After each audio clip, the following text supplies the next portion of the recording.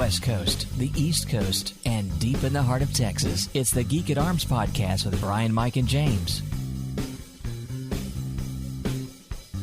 Greetings, everyone. Welcome to the latest episode of the Geek at Arms podcast, a podcast about three guys who share a lot of geeky interests and also a love for the Lord our God. My name is James, and with me, as always, are my brothers Mike and Brian. Brian, how are you today, good sir? Things are going great. How are you? I am doing awesome. Mike, how about you, my man? Well, given that I have a 3-day weekend ahead of me, so I actually have something like a day off this week, and that's amazing. So, amen. At my job, we got an email earlier in the week saying, "Can anybody work on Saturday? We're trying to have Monday off." I don't think you get how this holiday thing works, guys. Wow. Yeah. For us, even if we did get it off, we wouldn't get it off because we would have the kids at home. And we don't get it off, but they do. So that means that we get to split our time. One of us gets to stay home half the day, and then we switch out. See, it's gotten interesting here because it's the beginning of what in Massachusetts we call winter break. And the kids have all of next week off. And wow. It sounds really gratuitous, but what it is that they've taken the averages from so many years back and determined that statistically this is usually the coldest week of the winter. And so what they do is they just get all the schools off, they turn down the heat real low so they don't have to pay so much more to heat the schools and save millions of dollars. And I'm like, that's brilliant. Massachusetts is one of those states that the weather is like, yes, you've had one winter, but what about second winter? The winter break is just when winter takes a break for a little bit. Yes. And then it comes back. Yeah, that's called mid-March. Take the break and then slams you. Yeah, afternoon icing, blizzard, supper, evening freeze. What about those? Wintry mix, or a weather condition that we have out here called raw. There will be times where you turn on the weather, they say, it is just raw today. And what that means is it's probably 35 and raining. That just sounds uncomfortable. Oh, try cycling in it, and it's amazing. No, I'm good. That's an experience in my life I don't need. I'm going to live vicariously through that with you. I will ride my bike in 8-degree wind chill, and I will still take that over 35 and raining. Well, let's move on to happier subjects than Mike freezing himself, and let's head to Geek Out. And Mike, you want to start us off? Sure thing. One of the things that is kind of passing on my geeky interest, or, I don't know, forcing my geeky interest on the children, is after we finish up The Princess Bride, the kids still wanted to do evening reading. And I'm like, okay, cool. I'm more than happy to do this. And so I just said, let's see how this goes. And we cracked open Fellowship of the Ring. And I have been loving it to death. And my eldest has been absolutely loving it. And my youngest is like, no, reading is cool, but when are we going to get to the action-y bits? We've had a lot of walking so far. So, we got about 250 pages left, and then there's a fight. Just one. Yeah. Well, what's weird is she absolutely loved the sections with Tom Bombadil.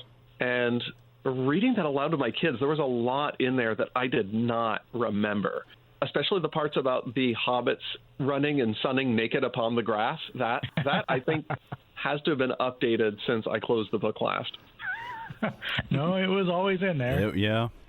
Now, do you sing Brian the song? The Tom Bombadil bits I did. I kind of caught the rhythm of that. So, and that was just goofy enough that I did Tom Bombadil singing. But for a lot of it, I just can't quite get the rhythm just right. Yeah.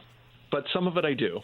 So, yeah, it's actually really been great having to take this slow enough that I could actually really dissect the book as I'm reading it aloud. Like, you can't mentally skip over any parts because you really have to be paying attention to what's going on.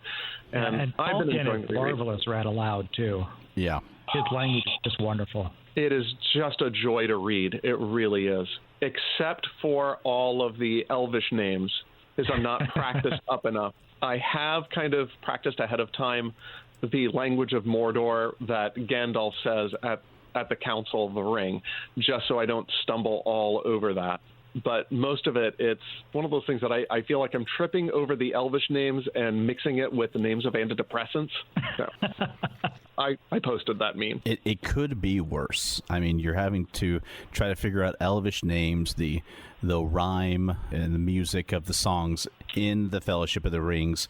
You could be having to try to sing perfectly the songs from the 1977 Hobbit to your kids. Frodo of the Nine Fingers and the Ring of Doom. Down, down to Goblin Town.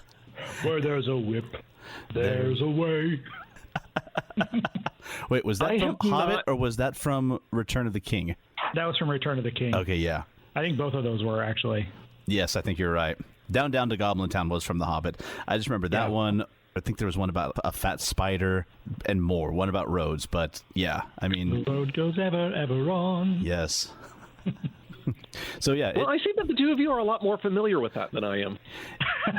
When I was a kid, it was probably my very first exposure to Tolkien. And not so much seeing it on TV, the cartoon, but seeing a commercial for the VHS on TV. And I was like, huh, that looks weird. Yeah, I saw those many, many times as a kid. Your comment about antidepressants actually reminded me. I took an audio production course the first time I went to college, and we had to do a commercial for something or other. And so I did a medicine commercial, and the drug was called Gandopipindenethothorin.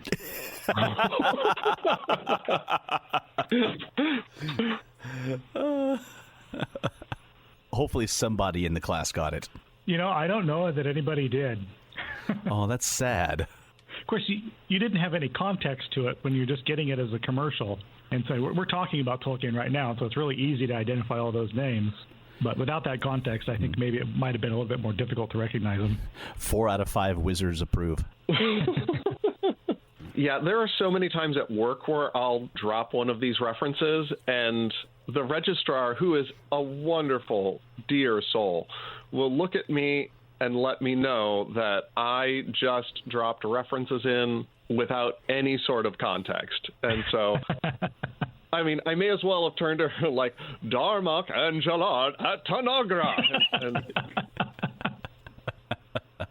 But also in my geek life recently, I had another book pushed into my hands by my dear friend Sydney. And I've mentioned her on the podcast before that anytime she's pushed a book into my hands, she is not wrong, like ever. And she gave me Spinning Silver by Naomi Novik. And this has been a fantastic journey through a fantasy world that is gloriously woven together by something that usually just grates my nerves to no end. And that is taking either allusions to or characters from fairy tales and merging them into some sort of narrative. And that I usually think is just hokey and cheesy and cheaply done and leaves a bad taste in my mouth. So I really was surprised when there was this beautiful narrative that functioned more off of illusion and creative inspiration from fairy tales than anything else. So, for example, like the Cinderella character is kind of a tragic figure. Her mother is dead, and she's buried under a white tree, and she will go and talk to the tree, and her mother will respond via the tree. And not in some sort of overt ghostly voice. Sometimes you get words attached to her meaning, but other times, like, she needs something to save her brother from some sort of poison or something like that. And so a flower blooms. So she boils the flower, makes him drink the tea, and so he lives. And the Cinderella figure will say about meeting some handsome noble, he's the kind of man that some ladies would cut off part of their foot to meet, which, if you've read the Grimms, it's taken directly from that. But it's an amazing tale where you don't want to give really anything away, but there is a young girl who is the daughter of an ineffective moneylender, and she just kind of has to harden her heart and go and collect from reluctant people until she can recoup some of the losses that her family has been suffering to the point of impoverishment. And so she remarks to herself, well, I can spin silver into gold. I can take my dad's silver and collect the interest and turn it into gold. And a rather ruthless sort of fey creature, they never refer to it as fey or fairy, but it harkens from that a lot, overhears this and says, all right, well, you're going to spin silver into gold for me. And again, taking from Rumpelstiltskin, but not. And she finds herself in a series of adventures where you wind up weaving these storylines from these various fairy tale characters together into an extremely compelling narrative. So really, check out Spinning Silver by Naomi Novik. Now, have you read any of her other works? I have not, but my wife has been saying, so have you read Scythe yet? Come on, you're reading Scythe. You're reading Scythe? You finished Spinning Silver, so you're reading Scythe. Scythe is by her, is that correct? Or I'm wrong. She did another book called Uprooted a few years ago. The one. That was the one, not Scythe. I was mainly referring to her Temeraire series. It's the Napoleonic Wars, but in this world, dragons are abundant and are used in aerial warfare. How is that different from the Napoleonic Wars? The dragons can talk. Oh, okay. That's good. All right. Well, then I'm definitely in. Yeah, the first one is called His Majesty's Dragon. That came out back in 2006, and there have been 9 books in this series so far. And I've read most of them, and they're pretty good. It's an interesting take on, alternative historical fiction. I think I would have stuck through the Waterloo section of Les Mis a lot better if there were dragons, but... Do you hear the people sing would have been completely different. So anything else, Ben? There is something that I feel like I really need to talk about because I made so much mention of it, or at least as much mention of it as was appropriate some months ago on the podcast. Remember when I was going through all those Italian works and reading all those fencing manuals straight through in chronological order? Yes. Because that's what normal people do. Mm-hmm. There was the introduction to Agrippa's work that I found just so phenomenally compelling because it just was a celebration of everything that I had gotten into reading these things for, other than the sword fighting. I mean, the historical context, the sociological context, the philosophical context. And I was at Aresia, Boston, which is a local con here. And I kind of looked up for a second. I'm like, wait a minute. Is that Ken Monshine, which is the author of that introduction? I'm like, no, he wouldn't be here. Or would he? And I found out that he was. And so when he was between things, I kind of went up to this professor of medieval and Renaissance history and went fanboy on him maybe more than a little.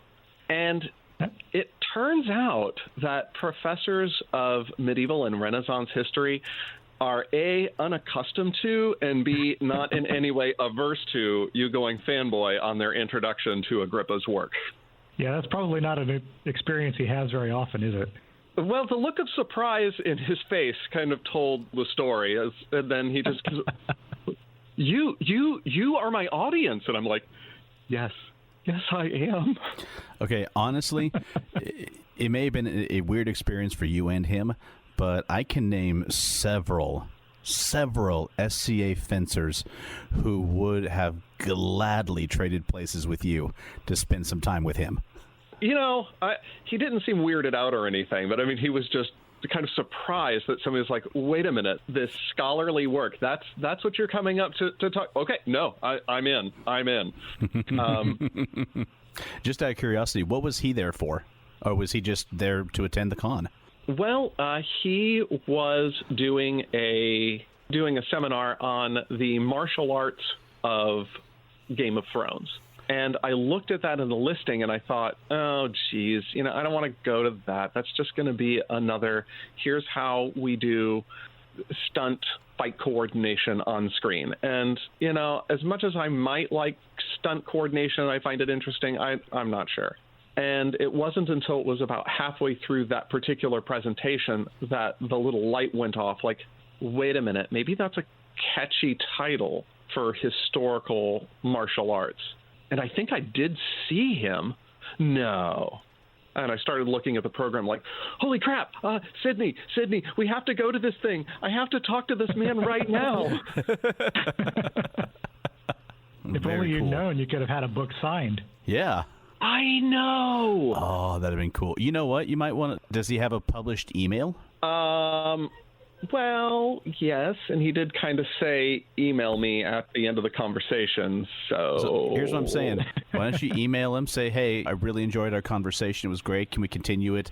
And B, if I send you Would you this... like to be on our podcast? Would you like... B, would you... Actually, that's A. Okay, forget the other stuff. That's A.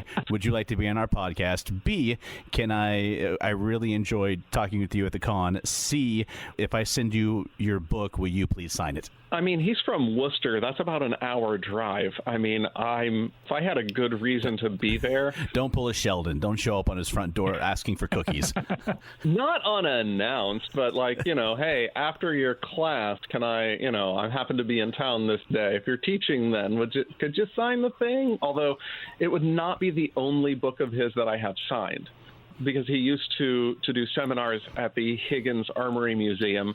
Yeah. May God rest its metal soul. And he would walk through the gift shop and sign his own books before they were even sold. Well, Neil Gaiman does that in airport bookstores. Oh, cool. That's hysterical. Yeah, if you're ever wandering through an airport, check out the bookstores. If you see a Neil Gaiman book, check it out. He may have signed it.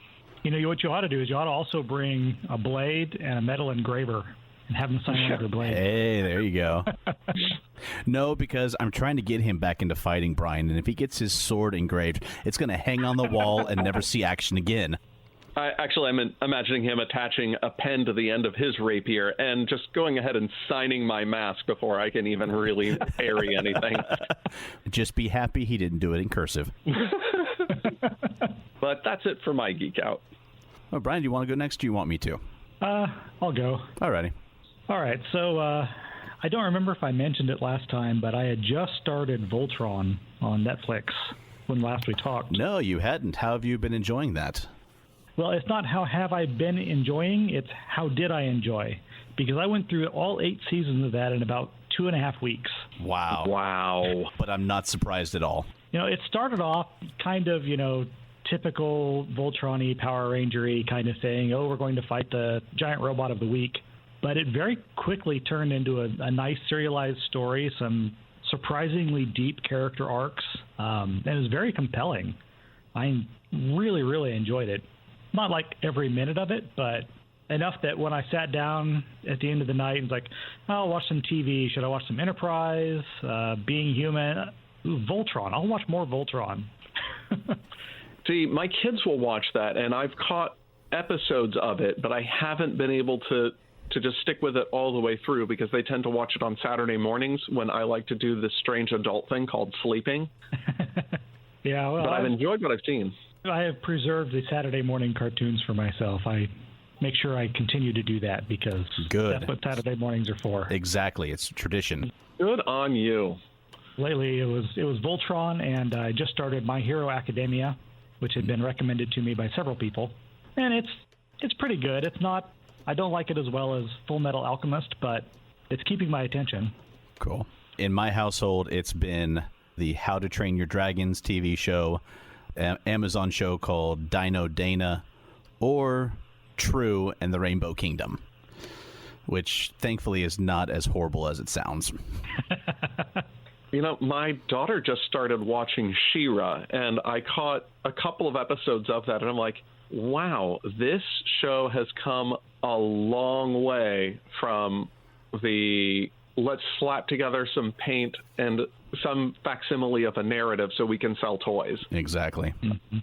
I've heard good things about that one. So have I. It's on my list. I think it's one my daughter would like, but we have a policy that before she's able to watch anything brand new, Mom and Dad have to check it out first. That's very wise. That is a good move. What I've seen of it so far, which is not much, is really interesting because in this one, She-Ra is, how do you describe this? The She-Ra's alter ego is actually a Horde cadet who's selected to be the next captain, who then defects to the side of the good guys. and discovers that she is She-Ra. So that's really kind of an interesting dynamic where you have the bad guy going good guy and trying to navigate these relationships that are now a bit more complex because there are friendships and bonds that are formed on the other side as well. Cool. So yay for 80s cartoons being new again. Yeah, Voltron, She-Ra. What are we going to see next? Well, I remember years ago they brought back Thundercats for Thundercats they brought back for a hot minute. I never did watch that. I think my story is like everyone else's. Oh yeah, they brought back Thundercats. I need to watch that, and he never did. Right. What we need to bring back is Mask, Mobile Armored Strike Command. Reach it. Yes. Yes. Man, I haven't thought about that in ages. Oh, There's a good reason for not to. Yeah. So apparently, I happened to be walking by. I was in a game store / comic book store. I was walking through, kind of perusing the comics, and I did see. I forget which comic book company it is, but they have combined that whole toy universe into one, which means in one comic they had G.I. Joe, Transformers, Mask, Micronauts, and Rom the Space Knight. I'm not familiar with that one. Neither was I, but apparently it was a toy and comic back in the 80s. I don't think it ever got made into a cartoon, but whatever toy company that was it Hasbro? Or yes. Yeah, Hasbro. Beware the Hasborg, you will be assimilated. Hasbro had the license to it, and now all of these Hasbro 80s action titles have all been converged into an ongoing comic. They each have their own comic, but it's a shared universe now, because that's the thing. Their technological and cultural qualities have been merged into their own. Exactly. Cultural distinctiveness has been merged into our own. That's the phrase. Yes. I just started a series of books by Ben Aaronovitch. I have no idea if I pronounced that right, called Rivers of London, which is it's kind of Dresden-esque. It's urban fantasy. The main character is a cop. He's just finished his, what they call it, the probationary period, and he gets assigned to the London Metropolitan Police's wizard as his apprentice. It's not as humorous as the Dresden Files, but it's interesting. I enjoyed the first book, so I started on the second one. I might have to check this out because I have been needing something new, fiction-wise, to read. Yeah, give it a try. The first book is, I've forgotten the title already. It was kind of confusing because it's got a different title in the U.S. than it did in Great Britain. Midnight Riot? Yes, that's the first one. Cool. And then there was a Rivers of London Volume 1, which is apparently just a bunch of short stories. And so I had a hard time. I had to do a little bit of research to figure out where is the actual start of this. And then, Civilization 6 just released a new expansion, so that's going to consume my life next week. Is it the Godzilla expansion? It's called The Gathering Storm. It's the Godzilla expansion, yes. They added a lot of natural disaster stuff to it, so kind of, yeah. It's a movie tie-in for when Godzilla comes out in May. Right. Even Civ is getting into the licensing deal. 3 months later, all of a sudden, kaiju start appearing in the game. That would be awesome. They don't tell anybody about it. It's just all of a sudden Godzilla rises from the ocean and destroys Carthage. And then you find out why they added that giant death robot to the end of the game. Ah. And in other news, of course, you guys know this, but the audience doesn't. We were invited to participate in the City on a Hill actual play podcast, playing some Dungeons & Dragons 5th edition with people that we've never met in a game that we've never played, in a forum that we've never tried before on Roll20. What could possibly go wrong? So being the inveterate tinkerer that I am, I signed into Roll20, started learning how to deal with that, making macros and character sheets and programming stuff. And so I spent the last probably 3 days just trying to figure out how that thing works. And honestly, they made it more difficult than it needs to be. They could have made it way, way simpler on the end user. It's very powerful, though. Well, I'm really glad to hear that at least one of us is doing their homework on how to do this. For any of our audience, I will not be appearing on the show. I have some availability issues and some absolutely no knowledge of the system issues and personal issues, psychological issues. No. But I won't be on the show, but I'm really stoked that you guys are going to be there. I've never played 5th edition before, so as soon as they invited us, I immediately ordered a player's handbook from Amazon. I don't even remember the last time I played something D&D-esque was when I was still living in Colorado, which also happened to be the last time I made a character sheet, which was about over 7 years ago, which I found interesting and sad, really. I took one look at Roll20. I provided the link that was given to us from City on a Hill, and I looked at the webpage, and I was like, no, Brian. That's literally what happened, Mike. I saw this, and I realized I don't have any 5.0. I've got an old 3.5 rule book that I picked up at a half-price bookstore for like $8. But I don't have any 5 material, so I figured if anyone's going to, Brian will. So I called him up. He helped me build the character, and we looked at Roll20 together. And I'm like, if anyone's going to figure this out, he is, because the page I was looking at, I'm like, okay, is this for making a character, or is this for teaching me how to do C+ programming language? Oh, no. Oh, it's ridiculous. It turns out what James had found was the documentation on creating an automated character sheet, not inserting information into an existing automated character sheet. So I actually was looking at programming language. Right. That makes all a lot these more curly sense. braces and at bracket D20KLH1. What is this? Yeah. You know, what's funny is that one of the people who volunteers at our church, we run a baby pantry out of our church. Like one Saturday a month, we give away diapers, diaper wipes, other baby necessities that WIC does not cover, so we can fill in some of the gaps where people can't get other assistance. And this young man from my daughter's school said, hey, I'll volunteer. And it was on a day when my eldest couldn't be there, so he shows up, and he's just kind of chugging along, being a good volunteer and being a junior high boy. And so part of that being not quite in tune with what adults are likely to be interested in, I was like, oh, I get all these Dungeons & Dragons 5.0 manuals from the library, and he starts talking to me about them, and then has a very willing audience. So, and then finds out one of the other volunteers is very willing audience member. And the thing that we both learned from this is, we don't have to spend money getting these books. We can get them on loan from the library through the ILL system. So, yes, that is true. James, just saying, options. That is an excellent suggestion, and I will be looking into that. See? There you go, guy. You're unnamed on our podcast and doing good for lots of folks. So kudos to you. Moments like that make me think that I really need to get motivated or get off my butt and get some Geek at Arms business cards made up. That's not a bad idea. Because you can go on, there's so many like business card websites like Vistaprint, and $10 gets you 600 cards. Although I'll admit it, I'm a terrible Geek at Arms promoter because I'm like, oh, you're into D&D? You're into Christian stuff? You totally need to listen to Saving the Game. And I have had several people thank me for that. I do promote our podcast, and I'm like, oh, I think you'd be into this. But when they are very much like D&D focused, I'm like, there's a niche for that. Mm-hmm. Mm-hmm. Mm-hmm. So, James, what are you geeking out about? Well, the last couple on the spot there. That is what we do here. Yes, it is. The last couple of months, I've had a lot of new things that I have been geeking out to. This month has been me actually finishing geeking out to things, wrapping up some of the stuff that I've talked about in earlier podcasts.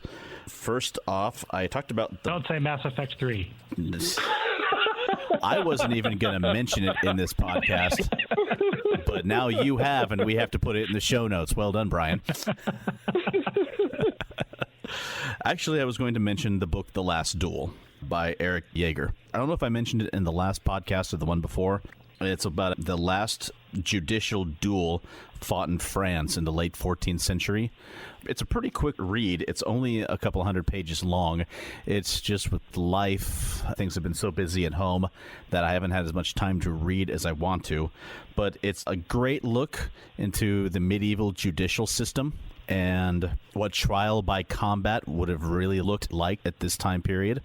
And also a look into two powerful French noble families and all of the intricacies and relationships there.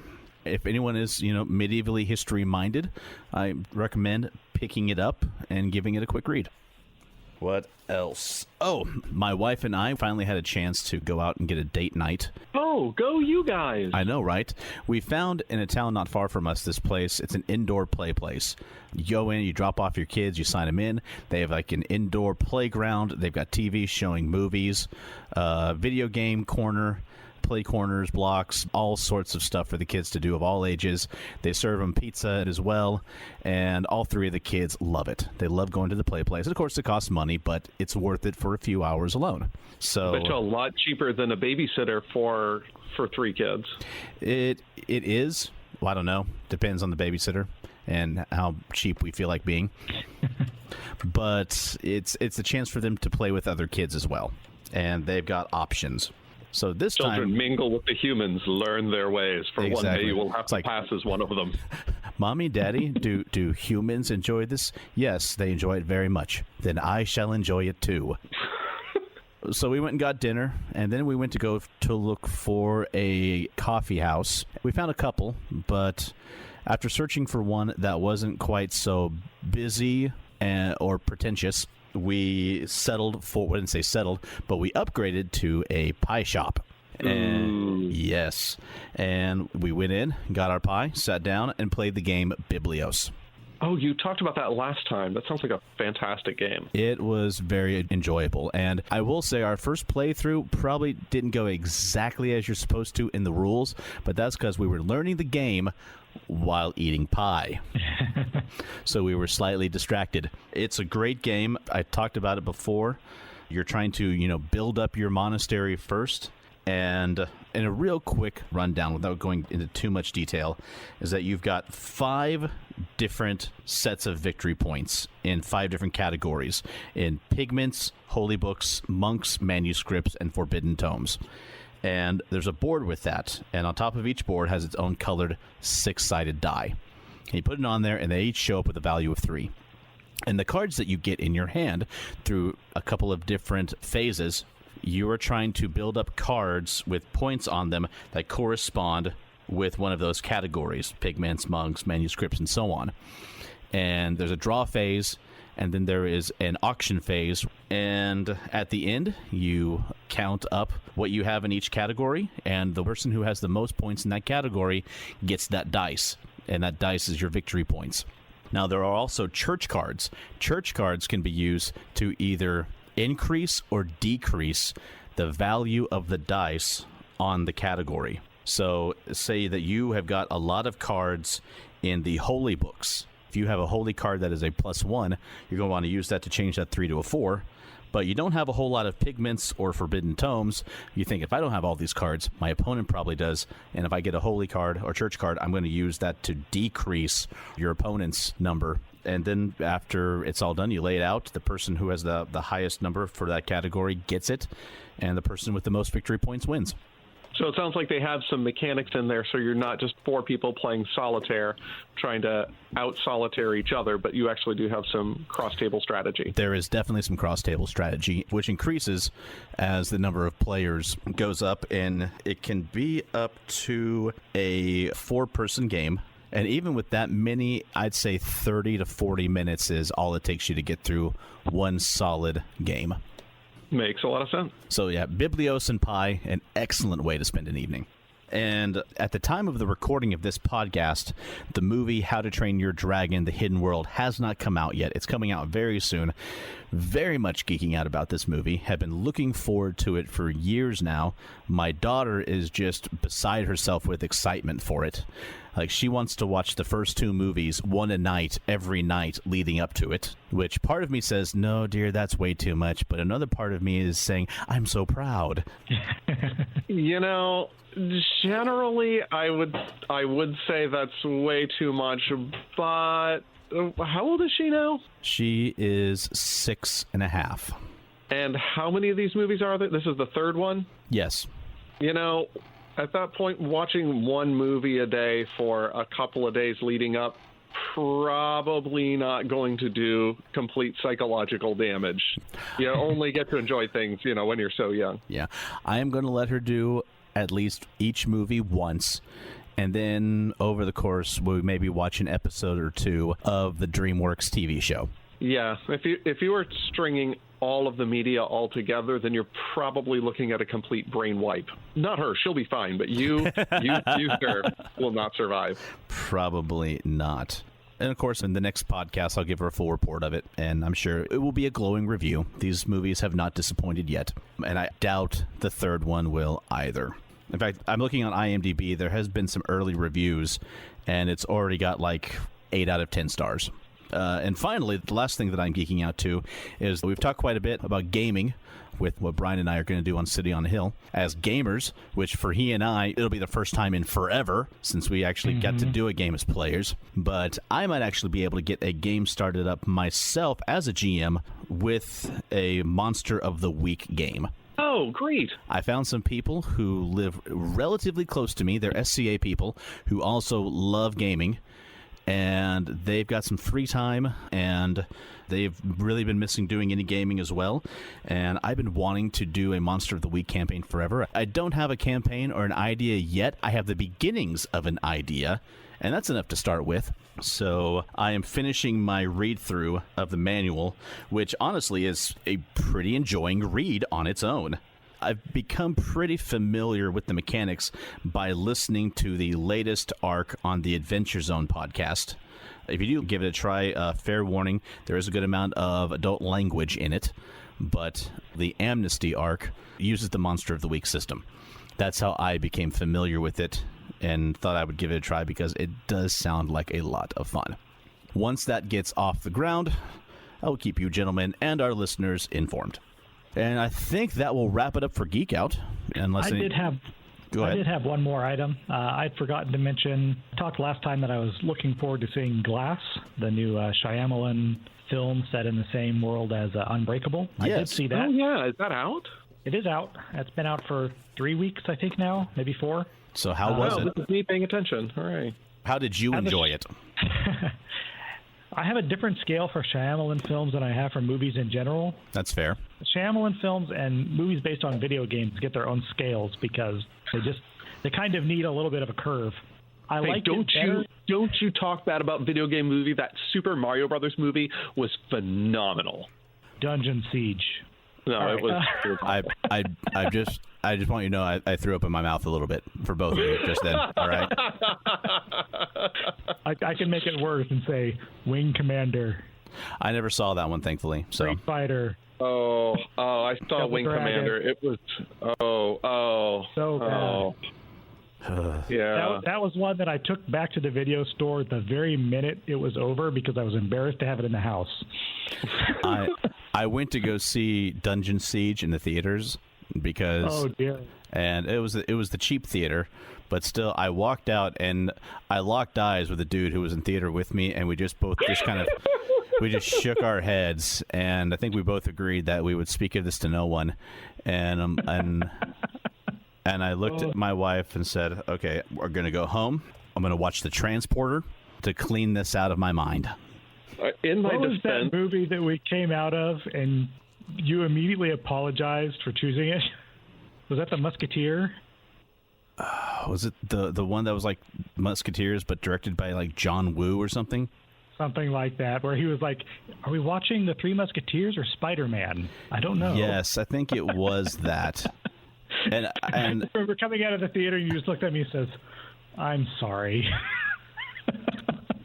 in my defense, when I went to go see Wing Commander, it was with a couple of friends, and none of us knew that it was from a video game. And, yeah, we could tell by the time we left. Well, anyway, back to the real topic, which was Glass. Hooray. Yes. It turns out there was actually another movie in between Unbreakable and Glass called Split. James McAvoy playing a guy with dissociative identity disorder, what we used to call multiple personalities. You now have to be correct about it. And in my opinion, you have to watch both Unbreakable and Split for Glass to make any sense whatsoever. And Glass was better than Split, but not as good as Unbreakable. So there's my review. Okay. All right. Well, moving on to different movies, we're kicking back off our next series of Film Club here on Geek at Arms. The first three, we took a look at classic and well-loved science fiction movies, and ones that are kind of a mainstay, and that we believe, anyway, that if you are a lover of science fiction movies, you need to watch at least once. And those were Forbidden Planet, Close Encounters of the Third Kind, and we ended it with Blade Runner. We'll come back to more science fiction movies, I'm sure, later. There are just so many on the list that deserve to be looked at. But I thought it would be fun if we switched it up from science fiction to fantasy movies. And that will be the next three movies that we look at. The first one we were going to look at was the movie Lady Hawk, but it's almost impossible to find to watch. At least streaming. Yeah, that's true. It's streaming. The DVD's available on Amazon for like $30, but I'm willing to bet we could probably pick one up at a used DVD store for $8. Just none of us have done that yet. So for our first movie, we went to our next choice, and that was the 1988 Ron Howard directed, George Lucas created Willow.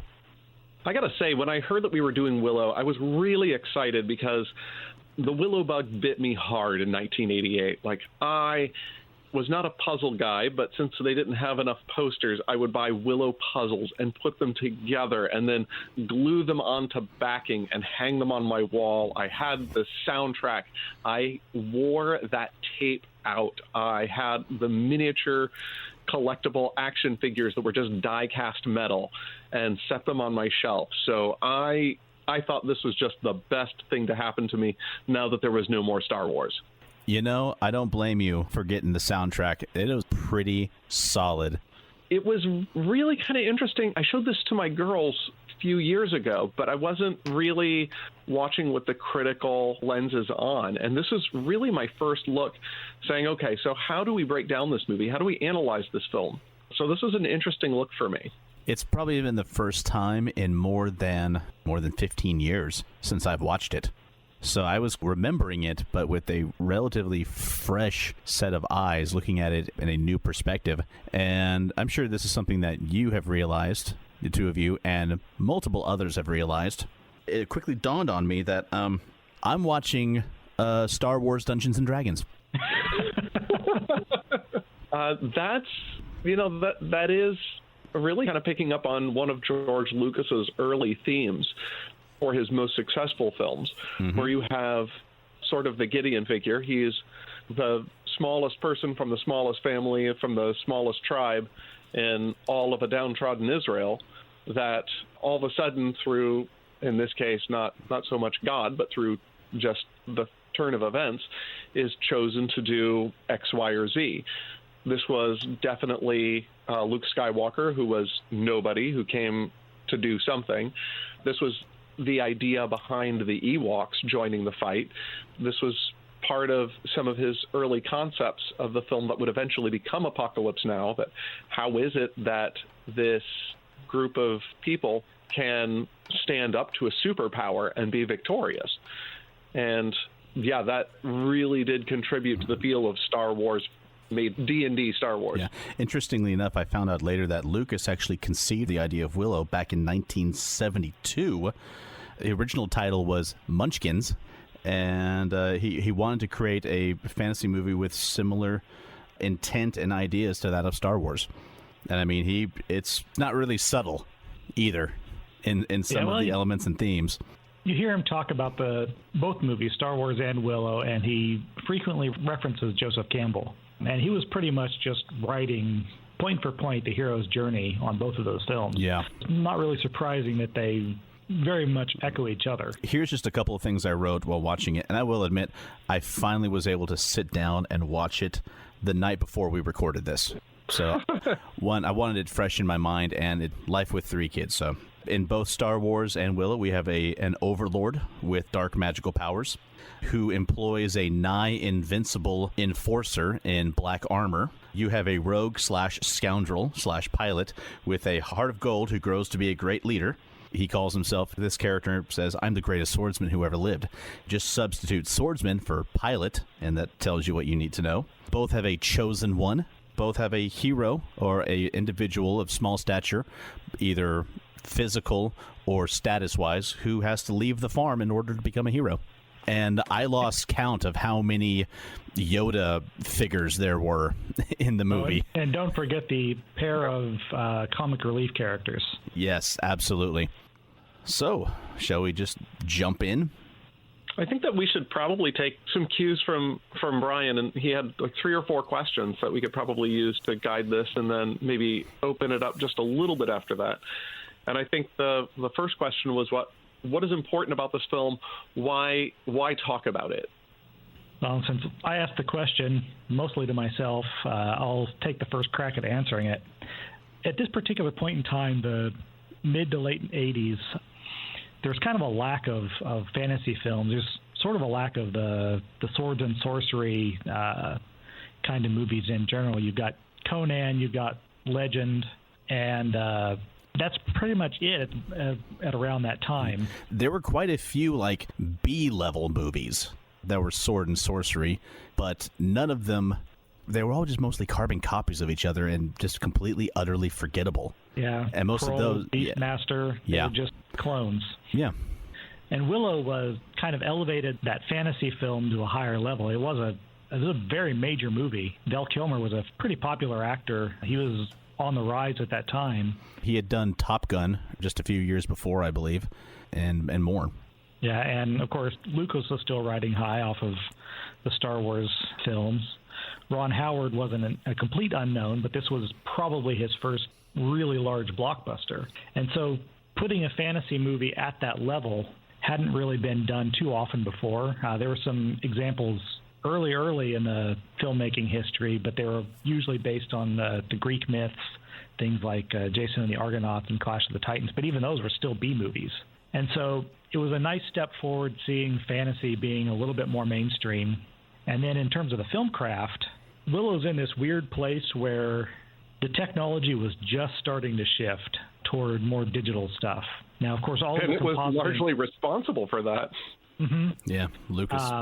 David Murin, the visual effects supervisor, apparently came to Howard and Lucas and said, you know, you're wanting to do these transformation shots, and the typical way you do that is you've got some puppets, you've got some makeup, and you do some cutting away, you do some dissolves, and you do some reaction shots, and when you come back from the reaction shot, the transformation's a little further forward. If you want to see a really great, awful example of this, one of the Howling movies has a werewolf transformation that is literally 3 minutes long. It's hilariously bad. And you're cutting away from the werewolf transforming to the woman screaming, and she's got this like pot of acid in her hands, and she just stands there screaming, and then you cut back to the werewolf, and the transformation's a little further along, and you see stuff falling off of him. She cuts back, and she's still screaming, and she's still got the pot of acid. She waits until the werewolf is entirely transformed before throwing the acid on him. It's like, it took him 3 minutes to change. That's not a threat. You could have been out the door in the car and 2 blocks away by now. Right. This building could have been on fire, lady.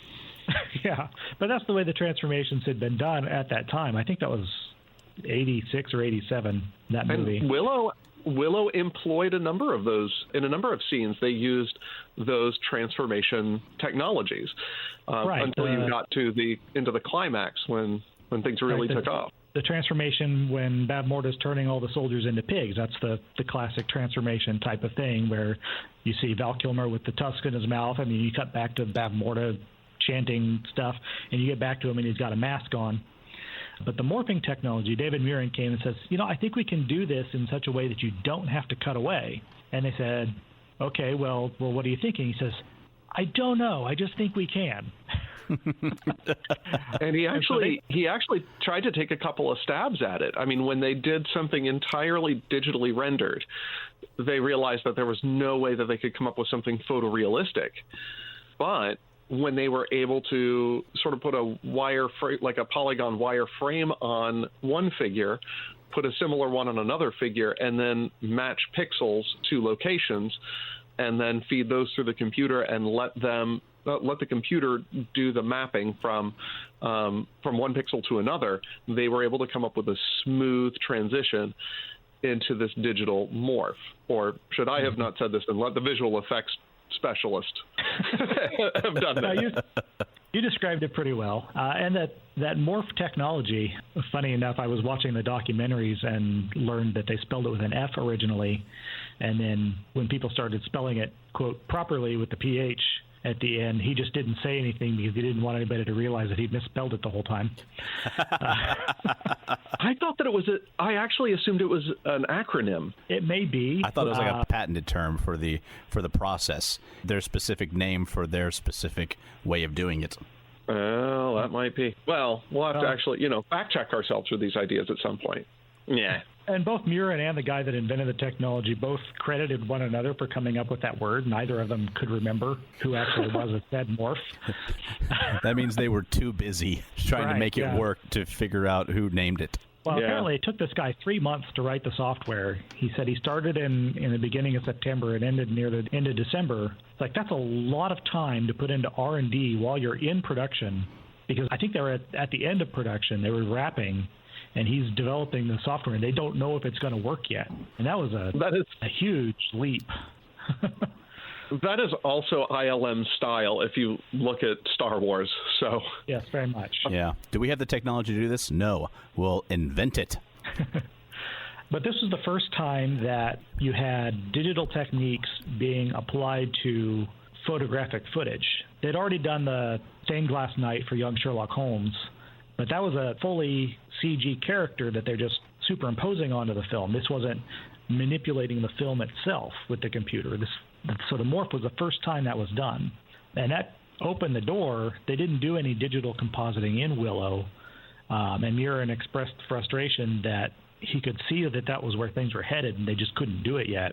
But it's what opened the door to it and said, okay, hey, we can get this great-looking imagery by running the photographic plates through the computer. What else can we do with it? And so even though Willow...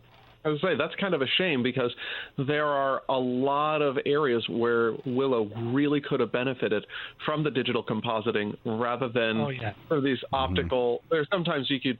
It's really obvious when you have some differences of scale that you have optical compositing going on. Just because when you're doing optical compositing, it's kind of obvious that you have, okay, this was filmed on a green screen and it was brought together with this footage filmed elsewhere. Like when we have the brownies standing on Willow and Migosh. Back then, wouldn't it have been a blue screen back in the day? It is blue for film usually, because the blue record in film is a bit cleaner than it is in video. So I think there's some chemistry stuff in there that makes it a little bit easier also. But the trouble with the optical printer is every time you go through another layer and you do the printing, you lose a little bit of richness in your blacks. And that's why you can clearly see the cutouts. Everything looks a little bit grayer when it's been composited on with an optical printer. And that's one of the things that the benefit in digital compositing is you can correct for that. You can take that extra contrast back out, even if you're doing it with real film. But yet another problem I always had with the brownies is, and this is something they actually could have fixed at that time with that technology, is that you're kind of moving the film to follow Willow when the brownie's on his shoulder or whatever, and you can see that he's not reacting to the fact that this guy is walking around. He's like, And if they had just put them on like one of those balance boards, that's got the round bottom, and just had the brownies do all of their acting standing on this thing, it would have looked like they were standing on an unstable surface, and I think it might have worked a little bit better. That's interesting. I don't know that would work, but it would have been a simple thing to try, and it would have at least made them look like they weren't standing on, this rock-solid surface all the time. We're going to get one tweet from Ron Howard saying, dude, we tried this, and this is why it didn't work. Here. I would be over the moon if we got a tweet from Ron Howard over this. I know, right? My response will be, well, Ron, why don't you come on the next show and you can defend it live in person? You talk to us about that. We'd love to hear your perspective. Yes. Heck, if we got Warwick Davis chiming in on this, that's when I would be over the moon. But, that's just me. So maybe we'll tag him on it and he may say something. Another piece that there was a bit of technology that was used in Willow and was used as far back as Return of the Jedi, and that's the go motion puppets. Oh, yeah. Dragon. Oh, real quick. I know this is me just being a complete jerk to our visual effects specialist. It was also go motion was first used by Phil Tippett in the filming of The Empire Strikes Back with the AT-AT walkers. Oh, right. At least that's what Wikipedia said. And since that's, the internet, I guess it's true. I don't know. That's true. I believe it probably was developed for the walkers, now that you mention it. I know it was used for a couple of things in Jedi. They wanted to use it for the Rancor, but wound up just using a puppet. But that particular technology, it's similar to stop motion in that you've got you're taking, how to express it. With stop motion, you pose your puppet, you take a picture of it, then you go and you pose them again and you take a picture of it. And the thing that you don't get with that is motion blur. Motion blur. Because you're getting a nice razor sharp image. You don't get any blur from it. But with the go motion, because you're actually shooting it in somewhat close to real time, the puppet is kind of an animatronic and it's being controlled like a robot by the computer, and the camera has got the same thing. And so you do get some motion blur to it, and you tend to get a little bit smoother motion because you don't have that human error of, okay, well, the hand is supposed to be moving in a straight line, and it kind of moves in this little jagged line because we didn't get everything exactly right when we were posing it. And there's some charm to that for sure in watching Mighty Joe Young or whatever, the old Harryhausen stuff. Yeah. Oh, yeah. You want to be really convinced that Val Kilmer is jumping onto the head of this giant two-headed dragon. His name is Ebersisk. Show some respect. Ebersisk. Eberisk. Named after Siskel and Ebert. Ah, I did not. Because that's how Lucas kind of viewed them. Oh, yeah, and General Kale is also named after a Hollywood film critic. Like, the bad guys are named after film critics. Mm-hmm. I did not know that. That's hilarious. Sorry, go on. Two-headed dragon. Right. So when you're seeing that, you really want there to be a little bit more verisimilitude than you get from King Kong. As much as I like King Kong and I like to watch it, and I enjoy that, for that dragon, it would not have gone as well with the herky-jerky stop-motion look. Anybody else have anything to say about why Willow is important? You mean other than we get to... Well, okay, I'll say this. It is really uncommon that we get to see a little person on screen sans makeup and sans costume. There's usually, the little person is usually not a person on screen.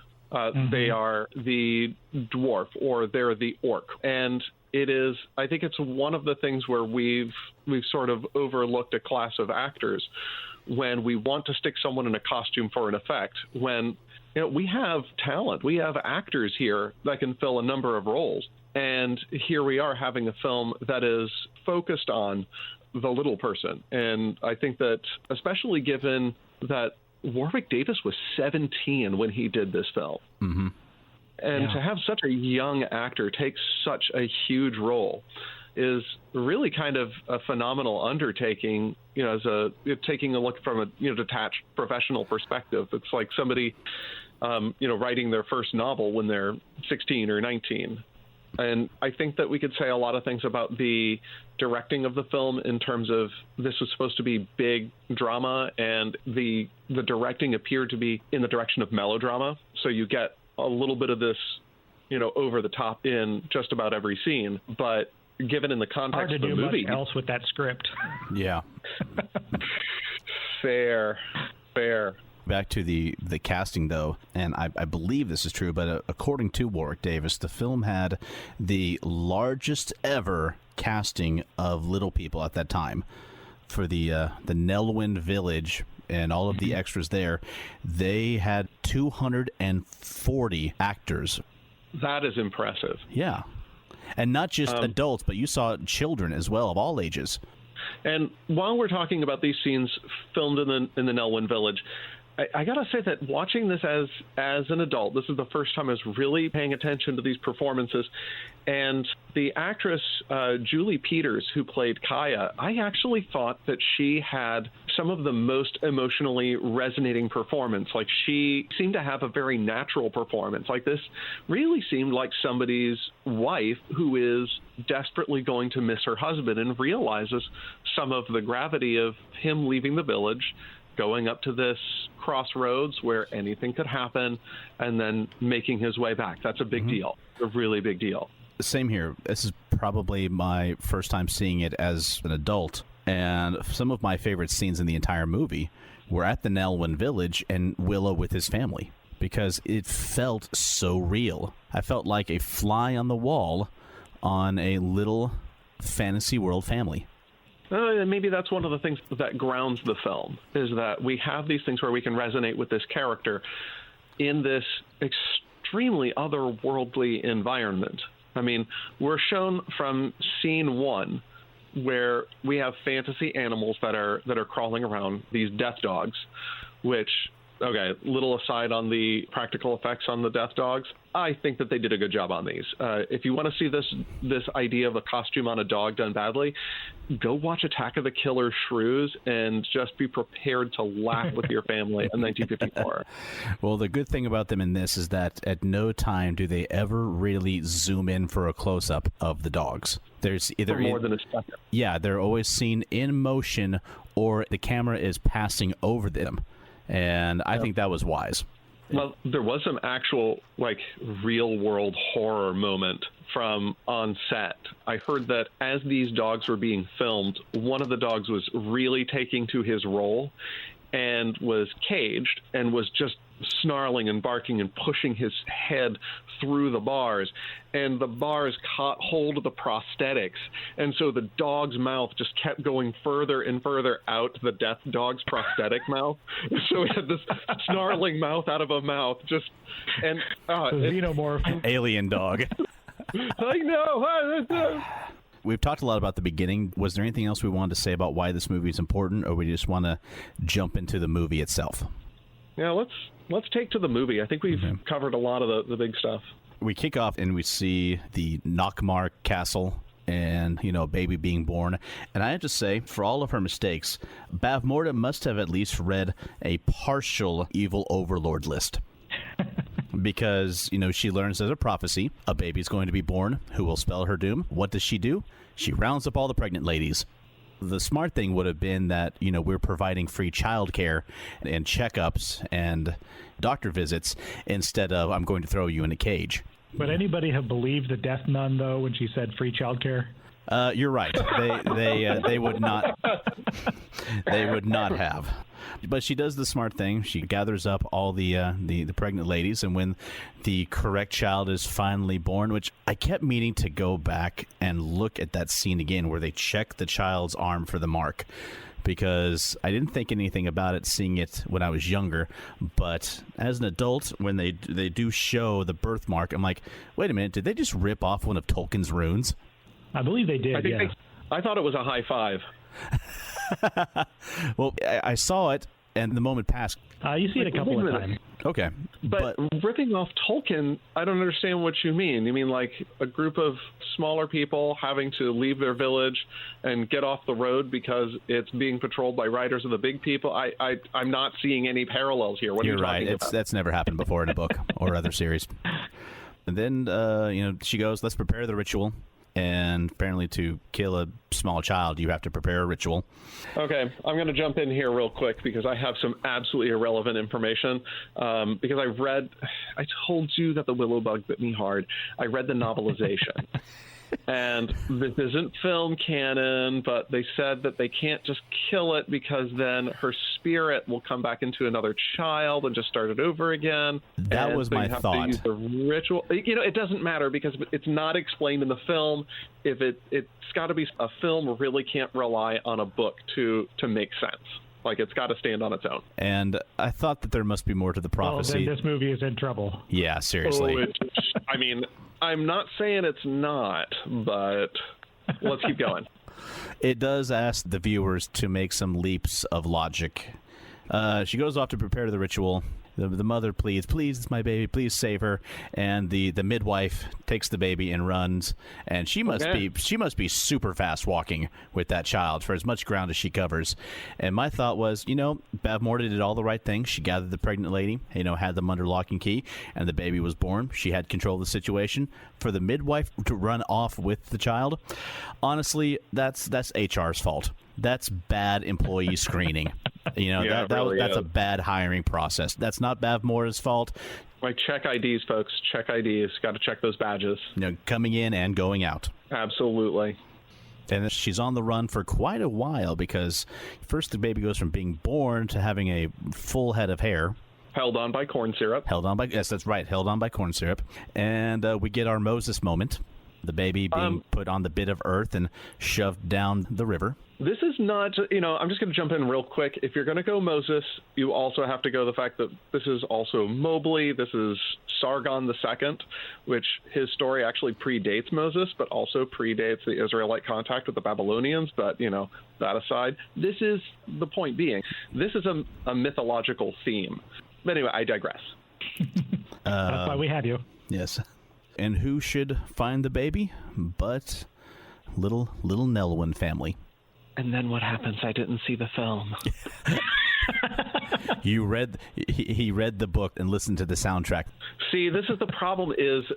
I was in the Church of the Nazarene in the 1980s. We weren't allowed to see movies back then. My parents were really strict. Only one of those things was not true. Yeah, I saw the film a lot. I had to wait until it came out on VHS. Because, joking aside, at that time, my parents did not believe in going to the theater. A lot of movies that are kind of considered pillars of filmmaking and required viewing at that time, I never saw until they hit the video store. My parents were really awful at being Pentecostal, so I went to all the movies. My parents were really big on making sense, and they said, this church bylaw does not make any. You can go to the theater, but you can't go to the theater, but you can watch it on video. You guys are stupid. But there's actually a huge... I wish your parents had been friends with my parents. Oh, man. I come to find out as an adult, there's like a huge sociological factor that went into why those bylaws came into being. But we'll tackle that on the Religion and Sociology on the Geek at Arms podcast No, we'll never hit that. But anyway. But I'm interested. So am I, actually. That'll be episode 17A or E, depending on when we get to it. Anyway. How many appendices we want? Yes, exactly. The baby found by the Nelwyn family, Dad, Willow, and two little children who are just abso-freaking adorable. And we meet I don't know what he is, the town businessman, Burglecut, whatever. And we meet his wife, and you're absolutely right, Kaya. What was the actress's name? Julie Peters, I believe. She was just fantastic. Just like a mom. Just sees a baby in need, picks it up, helps it out. Oh, my husband's talking. Oh, whatever he's saying, I don't care. There's a baby here who needs me. I'm going to listen to it's one of those things that you can imagine. I know this is just complete fanfic here, but run with me. I can imagine her saying to her friends, oh, yes, I always listen to my husband when he decides to make sense. That's exactly right. Headcanon accepted. Take it home, and they see that it is a Daikini child, which I have to say, I love the names for the races that they give each other. Nelwyns, Daikinis. Brownies is a bit of a cheap one, but, you can't hit them all. It's an oldie but goodie. And I don't think they ever mentioned fairies. They're just there. At this point, we get to the Nelwyn village, and they're having a festival. And this is the first time me seeing this movie since being involved in the SCA. And really diving in headfirst into medieval and historical research. The Nelwyn village to me felt so real. The garb, I fell in love with it. I'm not seeing anything modern. It all looked like natural fibers and fabrics like linen. The colors were beautiful, and a hand-woven trim on everybody, and blues and purples and greens and reds. Hollywood is the biggest cause of this. People think of the Middle Ages, that the clothes that they wore just look like somebody took a burlap sack cut some holes in it, and there's your tunic. There's your clothes and your pants. A bit of rope for your belt, and you're off to the fields to plow.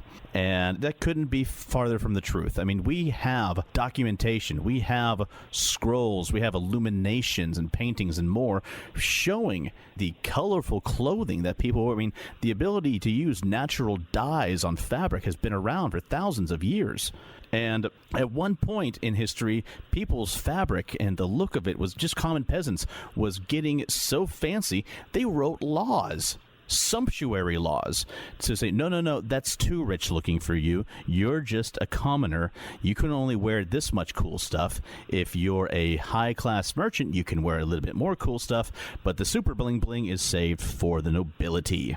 It was really nice. On this topic, the production designer for Willow was Alan Cameron, who apparently studied at the Royal College of Art in London. That makes sense.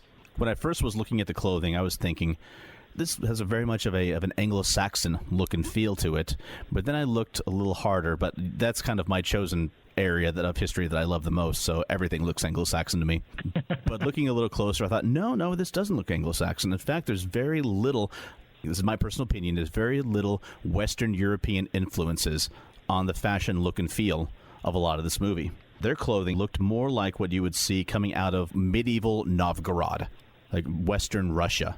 It had a very Slavic feel to it as far as where the trim was located, the collars, the cut, even down to some of like the footwear.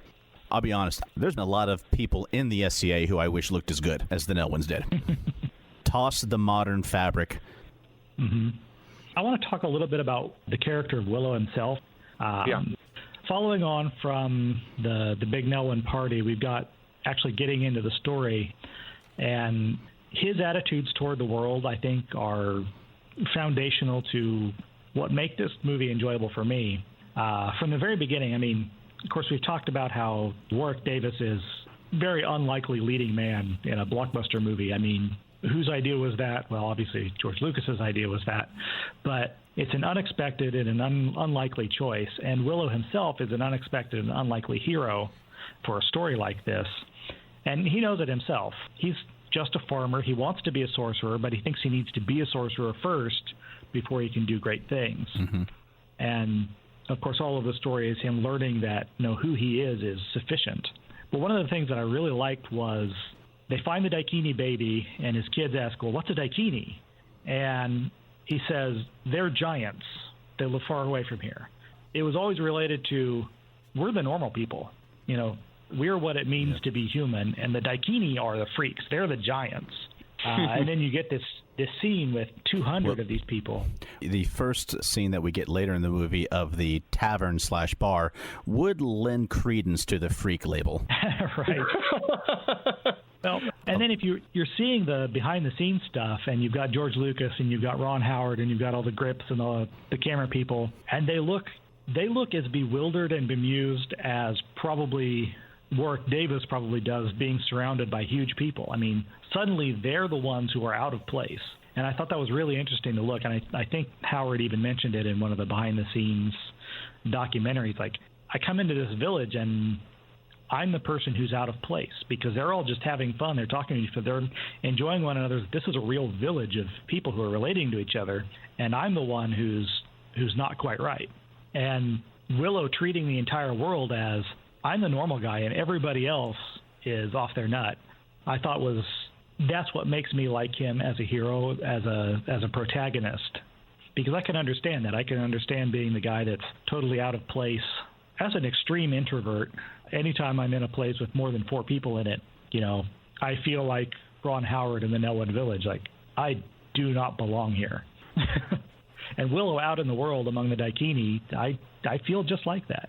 But his problem is never along the lines of, I can't do this, I'm too small. He mentions it once that Mad Mardigan is huge, and so he'd be an advantage to have. But his refusal of the call, to put it into Joseph Campbell terms, was not, I'm too little to be a hero. It's, I'm just a farmer, I'm not a sorcerer.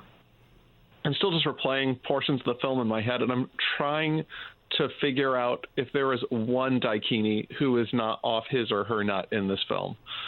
I don't think so. Eric, maybe. Yeah. Maybe, but we only get like 5 lines from this guy. So, and just handing off the sword, win this war for me, Madmartigan. I've never believed in you before, but since you started listening to Nelwyn's, now I think you're making sense. Yeah, that's a good point. Maybe he's not quite all there either. Our army has destroyed Galadorn. Like, wait, an entire castle? Yeah, we were asleep at the wheel, I will admit. That's my bad. I went down to the town to get some rutabagas. I came back and the castle was gone. So, like, I turned to my army and I said, guys, you had one job. It's like, wait, something's different. Don't tell me.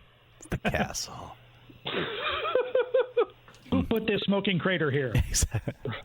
Speaking of, real quickly, the Galadorn army, I'll just mention again about the real-world influences. Not really anything Western European. All of the Galadorn very much looking like an army of Greek hoplites on horseback. And I like that again, except for Eric, looking like the golden general that he is. Blonde hair, beard, all of that jazz. Looking very heroic, so to speak. And what's funny is I always thought that his sword was fantasy nonsense until I saw something that looked, a sword of its ilk was its basis in the Higgins Armory Museum. Mm-hmm. Yeah, I thought the exact same thing. And I remember as a kid, I'm like, oh, that thing looks stupid. And then found out much later it's actually a slightly fantasy-esque, but still pretty spot-on reproduction of a 17th, 18th century Indian patah.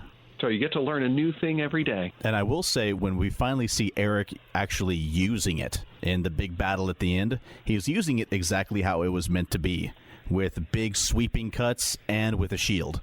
So, well done. Well done, whoever was working for Lucas and putting that in. You did it right.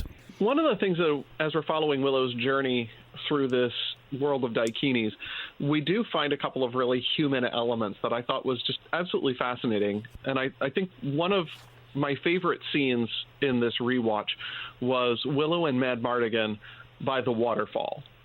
And we have two people who are being very paternal towards this child. I mean, I think this film really is kind of living in an era where they have certain maternal and paternal roles that are gender ascribed. I mean, in the end, we have Sorsha holding this baby, and like, wait, what in our history says that this is a good idea? Please put the baby down. Yeah. But in one scene where we actually do have some character development, where Madmartigan is doting over this baby. He's given her an informal moniker, like he's showing his affection with a nickname, Styx. And it's like, oh, here's this thing that I absolutely loved. And so we have this permissive father and this protective father. And the protective father's like, no, you never, ever, ever give up baby Blackroot, and snatches it away from both of them. My mother raised me on Blackroot. Puts hair on your chest. Yeah, I mean, it's a wonderful little character moment where we actually get to see a softer side of Madmartigan in a way that makes sense in the film. The scene has 0 point story-wise, and it is all character in just a few seconds. So I liked that little scene there. And I do want to mention that apparently Val Kilmer ad-libbed most of his lines. So no kidding. Yeah, so that scene where he makes the baby talk to Elora, like, you see what he did? He stole our Blackroot. That's all him. Well, yeah, and also him picking up the actor that played Migosh and swinging him around was also improv, and the actor whom he was picking up was not informed. So when he's like, okay, yeah, all right, and backing up, that's not acting. Yeah, it makes me wonder if the scene later where they're captured and being dragged through the snow, at one point Willow trips, and I can't tell if it was blocked that way or if he actually did trip in the snow being pulled by this horse, and without even taking another step, Val Kilmer reaches down, picks him up, puts him on his shoulders. I swear, that has to be blocked. Oh, please let that be blocked, because someone will get hurt doing that for real. Fair enough. Well, I don't know. They actually put him on that sled, so... Yeah. If we're getting to the snow scene with the sled, this is, I think, one of the most visually interesting sequences. It's absolutely beautiful, and it's just a wonderful idea as an escape. Like, okay, you got to get down the mountain. Let's just hop on a shield and go for it. It doesn't really have to make sense. In the movie, it worked. Despite the fact that you actually see sled runners on the bottom of this, and you see obvious Warwick David puppet stunt doubles in a couple of places. I don't care. I still like the sequence. I have decided I'm going to myth bust this part of the film. Next time I go to Colorado, I'm taking my Norman kite shield that I've used in heavy fighting, and I'm going to find me a hill. You know, I'll film that and put it on the YouTube Geek at Arms Fails channel. Well, I never said it was going to succeed. You want to see how badly it's going to fail. I'll also be wearing my heavy armor for protection while going down the hill. Yeah, that's a good move. But a couple of other things about that scene where they've been captured. My wife pointed this out as we were watching it. They get captured by the Nockmaar forces, who obviously have been scouting for them and track them. Think to grab Finn Rizal, the talking Australian marmot or whatever she is at this point. And it's like, oh, we'll grab the Nelwyn, we'll grab the baby. Oh, look, a talking rat. I'll grab that too. What the heck? Got a bag right here ready to go. Well, presumably they knew that she was present, because why else would Willow and Mad Mardigan be at that particular island? And Morta knows where she exiled Finn Rizal too, and she knows what form she was in. So she may have told her soldiers, hey, if you see this rat, grab it. Which, once again, excellent intel from the evil overlord. So, something else from the list. Well done, Bav Morta. I want to see the scene where General Kale comes in with bags of muskrats. Like, okay, we grabbed all the muskrats. Is any of them the one? I've threatened them all with a brick, and they just blink at me. I like that job where we were grabbing pregnant ladies much better.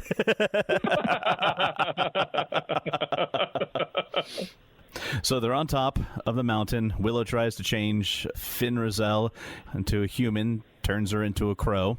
And later on, Mad Mardigan falls in love with Sorsha because of fairy dust. Oh, yeah, and funny scene. And I marked the time down at 1 hour and 13 minutes into the film. And finally, they give the, quote, greatest swordsman who ever lived, unquote, a sword. And then the first thing he does is he throws it down to get on the shield to go down the hill. I think no. That is because he is the greatest swordsman. He knows you do not want to get in this uncontrolled environment with a naked blade. That's good thinking, Mad Mardigan. Yeah. Yeah. That's smart. And it's a good thing, too, because we all see as he was going down, he went from just rolling down the hill to turning into Mad Mardigan the Jolly Snowman before he hits the bottom. I think at this point, do we want to talk a little bit about Sorsha? In one moment, the last thing I want to say on that scene was, as I was watching it, as Mad Mardigan kicks them off to go down the hill, you see a couple of Nockmaar soldiers running after them, and the second before we cut away from that shot to them going down the mountain, I had to stop it and rewind it like 5 times. You see one Nockmaar soldier running, trip, and totally bites it. 100% face plant. Boom! You even see his head bounce as he hits the ground. I felt so bad for him. He just bit it, and I'm like, I'm sorry, it's late. I don't care. I have to watch that at least 6 more times. I had noticed that early in life, but I forgot about that this time around. But let's talk about Sorsha. I mean, but what's to talk about? I mean, they really did not care to develop this character. When I found out that there was a novelization, she seemed to me like someone who there was probably a lot more under the surface that wasn't being said that, once again, we're supposed to just take for granted about her. Well, there were a number of deleted scenes that explored her longing for her father and her not knowing what happened to him. But even with those scenes in there, she still does not make sense. If we put those scenes in there, then her attraction to Mad Mardigan is nothing but daddy issues when literally she's surrounded by men. I mean, surely if you're longing for something, there's one surely in your entire nation that is good enough for you. Keep in mind, though, she's the daughter of the demon empress Bav Morta, and she's also she's also second in command of the armies under General freaking Kale, and so say, you're interested in a woman, look at her mom. Sorsha, Bav, no, I'm not touching that. It's like, nope, I'm out. Well, plus, she's also going to look at these guys. They're not men in that sense. They're her soldiers. Minions. They're minions, exactly. She has no man options because she cannot command a man to kiss her. Okay. Yeah. That's where we're at. And you think about the way this woman was brought up. It's no wonder that she's broken. Seriously. I mean, apparently, according to those deleted scenes, she's actually the daughter of the king of Tir-Asleen, which that brings up some questions. So her only parent is the aforementioned Death Nun. I love that nickname. And, probably her only peer in that particular nation that we saw was Kale, and of course he's psychotic. Is he? Is he psychotic? Okay, granted, he wears a weird skull to protect his face. If I had a beautiful bunch of man fur on my face too, I would wear something to protect it. Okay. But other than just being ruthless. There's the scene where Bavmorda is talking about, she's berating her daughter, talking about finding to kill, essentially, an infant child. The scene cuts to Kale, and he smiles. Of course, all of his lines are 3 words long and shouted at the top of his lungs. And most of them revolve around the words, "Now you die." Kill the beast! Yes. Pet the baby! Now you die! If I had an evil army, I'm just saying, this is the man I want to do the job. Oh, absolutely. Oh, yeah. I wrote quite a bit about him. Like I said earlier, while we had all of these cookie-cutter sword and sorcery movies where the bad guy is always wearing total black with some type of pseudo-fantasy-esque, medieval-esque barbarian armor, Kale stands above and beyond all of them. And not just because he punched Indiana Jones?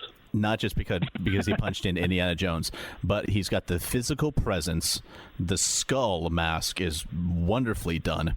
He carries a giant medievalist-looking sword, which borrows from a couple of different historical swords in its look, and he wields it effortlessly. And he has the look of someone who isn't just a soldier, isn't just a general. When he gets on the battlefield, this man is a force of nature. But he's not a guy that you want to have a nice conversation with over a cup of coffee. No. Unless it's about who we're going to kill. Right. Yes. And the answer being all of them. All of them. Everyone. So you can see in that particular environment why Sorsha might not be the most well-balanced person. And so the very first person that shows her any kind of affection, it gets under her skin. I get that that's what the script is leaning on, but I think that's the only reason why I'm buying this attraction is that the script said so. And I had a hard time buying this. Here's also why it happens. It is not enough. The other reason it happens is because the possibility of it was referenced earlier in the movie. Yeah. I read the signs. I fear one day your daughter will be kissing on some handsome hulk of man who works for the enemy. And Bavmorda says, no, where did you come up with Hold on, that's oddly specific. What have you seen? I kind of saw my crystal ball here. You see, she is totally making out with that guy. And there's a 2-headed dragon. Oh, that is just ridiculous now. Now I know your crystal ball is full of crap. There's no 2-headed dragon there. And it's named from 2 film critics from an alternate dimension. Look, if you're not going to... The man flies a flying mechanical beast. Yeah. If you Sears are not going to take this seriously, you can just get out of my town. I'm out. I did feel like, and once again, I'll come back to the armor influences. Sorsha's armor, I like that it does not follow the typical female fantasy armor tropes. It's still boob armor. It is, but it's subdued. It's not boom right there in front of your face. Except for that, it's very functional. You see quite a bit of chainmail on her. And the helmet, which she wears for most of it, the arrows, the quiver of the back, so she looks like an accomplished soldier, an accomplished archer, very Eastern-looking in origin. Her sword, unfortunately, that one completely fantasy-made. I think that is about the only sword in the whole film that is mostly fantasy. I mean, you can find a couple of elements in some shorter weapons that were supposed to be sword breakers, but you don't see a whole lot of this serrated stuff. But hers is, to the film's credit, about the only sword that is fantasy generation. And most of these films, they have just complete impractical crap just littering the screen. But not as much in this film. No, in this one, some of it looks like Lucas had an idea, a theme for each different army. For quite a bit of it, it looks like he probably had to raid the studio prop closet, because there are a few moments where, like I said, the fantasy bad guy army does look like fantasy bad guy tropes that you see in every other bad sword and sorcery movie. Like, I'm going to wear all black cloth except for around my eyes, and I'll have just a couple of pieces of armor, a helmet, a big metal plate strapped to my chest, and there, I am a bad guy soldier. Happens here and there, but the armor that most of the soldiers are wearing is practical, has elements of real armor from history, and looks good. Like Mad Mardigan's armor, the hero armor that he gets later in Tir Asleen, very Indo-Persian looking, comes with what is obviously a hand and a half or a longsword. And upon seeing that, that was the first time that I ever thought, man, a brass pommel on my sword would really look cool. Yeah, I absolutely loved that scene growing up when he sees this kingly armor, this hero's armor, and he comes out looking fantastic in it. Mm-hmm. And I tried to look at it with a critical eye, but he just looks so good in it. Yeah. I couldn't even critically evaluate it. Yeah, I think when I was a kid, I laughed a little bit when he went into that armory and was looking at everything, because I thought I was, seeing him so jubilant. But now that I'm older and a lot more knowledge at my fingertips, I'm like, man, he's me. I'd be doing that exact same thing. I would just walk in there, and it's Christmas time. Like, ooh, swords, ooh, crossbows, ooh, halberds. Armor. And a matching sword. Everything gets put on pause while I put this on. And so if we're going to do a little bit of historical-ish evaluation, just little tidbit for you kids, castle doors usually didn't open in. They would typically open out, because it's a lot harder to bash them in. Anyway, I'm done. That's not a nitpick on the film. I don't care for the film. Just, tidbit for the kid. Well, that does lead us to Tir Asleen, which Willow and party find that it's, essentially cursed. Everyone who was left was locked in clear-colored stone, and it's infested by trolls. Because why not? Because why not? And not because like Rhiannon said so. Yes, exactly. And you get the trolls, you get Mad Mardigan setting up. Of course, they were followed by the army. And when Sorsha does get away from them, because at one point he does take Sorsha hostage, I do want to give the character props. And I shared this with my wife. When she is trying to get away from Mad Mardigan, because she's like, all those things you said to me, what happened to it? Why did you change? She goes, well, I don't know. It just went away. She's like, it went away. You walk in darkness without me, and it went away. Ooh, bad choice of words. And she gets away. He catches her. They have a meaningful look. He tries to pick her up to bring her, while Willow is just beside himself like, dude, let her go. Come on. And throat punch. She throat punches him, which as a kid, I was like, ooh, as an adult, I find hilarious. And when he's down, and they don't play off of it because she didn't make contact, but you can see clearly, throat punch, he hits the ground, she boot stomps him in the crotch. At that point, the movie should have been over. It's done. I don't want to be a hero anymore. Exactly. At that point, just roll credits. He's not getting up from that. From a throat punch, and not a kick to the crotch, like say a stomp. And it's done. They're done. So. Like, oh, you still had your spurs on. Oh. So he survives that, and well done on her for being highly effective in her choice of fighting. And Tir Asleen, lots of things happen. And then, as we've talked about before, as I call it, the dragon that is not a dragon, the Ebersisk appears. Which it's a good thing that it does. Otherwise, that fight would have been really short. Yeah, I think it's interesting that Mad Mardigan felt the need, like, he had this pregnant sigh of like, oh, now I got to deal with this. And my thought was, well, why? The dragon's actually working out for you right now. Mm-hmm. I mean, they've got a lot of things to keep their attention. Why would you take this off Nockmar's plate? But, it doesn't matter because Eric's army is about to arrive. So that's fine. I did love the part where he's there yelling, doing his sword flippy thing, and the Nockmar army stops and like, whoa. And then they run away, and he's like, yeah. And he turns around, sees it. And he's like, because there's a giant dragon behind him, and he runs out as well, which is what you do when there's a giant dragon behind you. And they're all outside of the castle. Mad Mardigan's limbic system in motion. Yes, and he looks at them and they look at him, and honestly I kind of saw it as like a shared brotherhood of battle moment. We're like, yeah, okay, I know we were supposed to be fighting, but forget that, we got to deal with this problem now. It's like, are you okay? I know I was trying to kill you a second ago, sorry, because now we got to deal with this. And it takes Kale to remind them, just like, kill him. Guys, we got a thing to do. Yeah, exactly. And there's more fighty, stabby. I loved the idea of when Mad Mardigan does jump on the back of the beast to, as you say, deal with it, stabs it in the back of the head with the sword, which should have been an insta-kill, but it wasn't.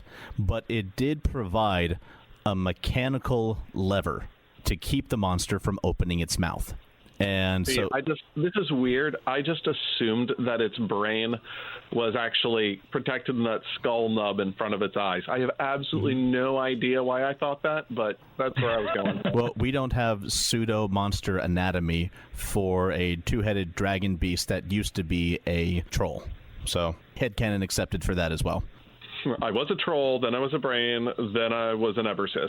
I don't even know who I am anymore. And who is this guy next to me? What is this itchy thing on my back? And what are all these little snacks doing running around? Like, oh, I know just what to do with those. Mm-hmm. As an aside, they had a visual guide to monsters of LucasArts, and they had diary entries for Ebersisk, and it was hilarious. Oh, nice. I don't remember much of what it said, but at one point in its day, like, eat Akplat babies, then it was regurgitate Akplat babies, then at a certain appointment type, re-eat Akplat babies. Like, I have no idea why I shared that. I am sorry. So we were finishing up with Tirzleen. And once more, short and sweet sentences from Kale. I have the baby. Yeah. And it's one of those things, I think one of my kids picked up on this, that, well, Kale really just ran the marathon all the way back to Nockmaar. I mean, did not sleep, did not eat, did not stop to pee. I mean, there he goes from Tirzleen, shows up at Nockmaar. Hey, I'm here. And, of course, 20 minutes later, the rest of the army shows up. With wagons and tents and more that they picked up on the way. See, how did Eric show up with an army? Because it went from being he had an army, the army got wiped out, it's just him and a couple of dudes in a basement, to I've got a large force being guided by a couple of brownies. Because how else would we have found the hidden city of Tirzleen? No, the reason he was defeated was because his reinforcements were late. Yeah, see, you're trying to make sense of this, and that's where you went wrong. Absolutely right. What was I thinking? Yeah. We're watching Willow right now. If you want to talk about films that make sense, we'll talk later. It makes sense in the narrative. I don't think we have any of those coming up. No, we don't. So they show up, then they play Gopher, then they're in the city, and that's when the awesome happens. And, it's watching that battle scene that I first decided that what I really wanted out of life was to dump a bunch of boiling oil onto a bunch of people. I mean, is this too much to ask? No. See, it's how you know you're alive. I am curious about why all of the defenses in the Nockmaar Castle were apparently pointed at the Bailey. Yeah, there's one point where Mad Mardigan sets off some type of spear launching machine, but it's inside. See, insurgencies are prominent inside Nockmaar, and the people that Bavmorda has had to wage war against is mostly her own people and subordinate generals in her own army. Yeah. I'm making this up. I have no idea. Once again, we're not looking to make sense. Talking about making sense. Yeah. My queen, I have an idea. Why don't we point all these defenses pointing out of the castle? You dare to challenge me? But it's that same logic that when Finn Rizal, who has been properly morphed, M-O-R-F-E-D, patent pending, into a human again, and her and Willow are at the gates, and Kale laughs and says, "Kill them!" He sends out a party of 6 cavalry to do it. Has he forgotten that archers exist? I mean, I think there's literally like a couple of them, like 2 guys down from him. That is exactly what my wife said. Like, what? Wouldn't arrows just do the job? I mean, one of them's an old lady, the other one's an Elwyn. They could have made a game of this. But no. Send out the sir, I'm right here, sir. I'm just here, existing with my arrows. No, I'm sending out cavalry. But we have arrows. You're absolutely right. I should send out 6 of them. So during the battle, the big generals meet. The bad guy in black, the good general in gold, and they clash. And it's, and his glorious red beard. His glorious red beard and an Indian sword. And of course it has to go badly because we all know it's Mad Mardigan who's supposed to be fighting Kale. Right, because if you kill Kale, then you win this war for Eric. Yeah. Because all it really takes is the big bad guy being dead, and then the entire nation crumbles. I did like that while the boys, for the most part, were downstairs fighting, it was the ladies who were going upstairs to take care of business. Oh, yeah, that was great. I mean, that was just everything that you need out of a wizard duel. And then once they realize they're not doing damage with magic, they're scratching each other's faces, punching each other, and throttling the other person. Do you know what? I'm sorry, that was wonderful. At some point, you run out of mana. Yeah. This is why Gandalf, we have the picture, this is why Gandalf carries an AK-47. What's funny, if you want to go to sword dueling for this, because, I mean, why not? It is a common thing in the fencing manuals. They say, well, don't get too close to somebody because at this point, it just descends to wrestling and brawling anyway. And historical accounts say that there are so many times that swords get discarded and it just goes to punching each other on the ground. It comes back to D&D. This is why you multi-class. Right. And Kale didn't multi-class. He put all of his into Warlord Barbarian. You see what happened to him? He wounds up on the ground in the rain, and all of his blood outside of it. Which I do want to give props to Mad Mardigan in this fight. He goes up against Kale. It's a bit back and forth. His sword gets broken, and then he cuts off part of Kale's mask in a cool move that looks neat. Kale plays possum for a second and sees Mad Mardigan going up the stairs, tries to attack him on the stairs. They fight. Mad Mardigan stabs him. Kale responds by punching Mad Mardigan. Mad Mardigan stabs him a second time. Kale responds by punching him some more. At this point, Mad Mardigan is like, I'm going about this wrong. And so he stabs Kale a third time, which is exactly what you do. If you stab someone and they still move, stab them again. If they keep moving, stab them a third time. If they're still moving and punching you in the face, throw them off a bridge. Actually, that was covered in Gigante's second treatise. That is, that you gain their blade, you disengage, gain their blade, you stab them, then you throw them off a bridge, and then you recover out of measure. Yes, and in a deleted scene, we see Mad Mardigan get a chariot, run over Kale's body a few times just for good measure. Yeah, that's... just to make sure the job is done. And then be skeptical. Well, it goes back, you never trust the enemy. We're talking about the mage fight upstairs. And the reason that there was a knockdown, drag-out fight was because Finn Rizal, to use that analogy, uses up all her mana in tossing Bavmorda around the room like a rag doll. Bavmorda's on the ground, looks like she's done for. She gets too close to the body. Yeah, never poke your enemy with a stick. They can play possum. Exactly. At this point, it's very simple what she should have done. She should have double tapped. Yeah, more fire damage. Yeah, well, we've already seen the wand shoot lightning bolts. This should have been the follow-up. Yeah, should have been the follow-up, and we're done. Yeah. Well, I mean, while we're here at the final scene, I mean, we could go on about the parts of this that make sense and don't make sense. But the thing that I do, as much as that things aren't entirely coherent, what happens right at the very end when it seems like the ritual is complete and Bavmorda is taken up, it's because Willow decides, instead of relying on magic, he relies on magic tricks. Anytime he's relying on magic that isn't his own, like he takes the acorn and he throws it. I mean, none of those acorns ever helped him. It was real magic. It was, good magic from the High Aldwin, but it was never his own. And so it never works for him. the magic that really worked for him is just being clever. Mm-hmm. He takes a magic trick that does something that is impossible. Like, this can't happen. Like, there is a sorceress who knows better. This sort of thing doesn't exist. And it's only when he has that confusion of breaking her paradigm, and he either this ritual somehow completes and she's the one who gets exiled. I mean, that is what happens, right? Yeah, that's how I interpreted it. Like, in the novelization, it was saying that he used the words that completed the ritual. It never explained how he would know that. Oh, yeah, that doesn't make sense at all. Nope. No, but her spilling the blood on the altar is, I thought, what did it. That, and combined with her holding the wand, and I didn't figure the wand had anything to do with it because she wasn't counting on the wand being there. She wasn't, but I kind of saw the wand as providing a power source, fueling the ritual when it wasn't supposed to go off. Dude, no, it was all solar. There was those Obama-era funds that came through, and she had there was no power source except for solar energy. Why do you think that's the Queen's defeated by green energy? That feels so good saying it, doesn't it? No, not really.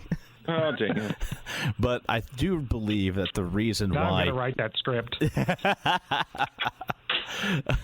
But going back to Willow, I believe that him using his trick and had such an effect. The reason it was so effective was because everyone in this entire movie has underestimated him. Not even underestimated him. To underestimate someone, you have to give them a little bit of credit, a little bit of estimation. No one in this movie hardly gives him any. Yeah, they just flat dismiss him. Exactly. It doesn't matter if it's big people his own size. Even the brownies are calling him Peck. He is constantly undervalued throughout the movie. And so when it comes to the big moment and he's up against the ultimate evil and she's telling him what he's going to do, you're going to put the baby on the altar and that's final. That's what you're going to do. You're not even going to talk back. And he does. She's so dismissive of him, sneering.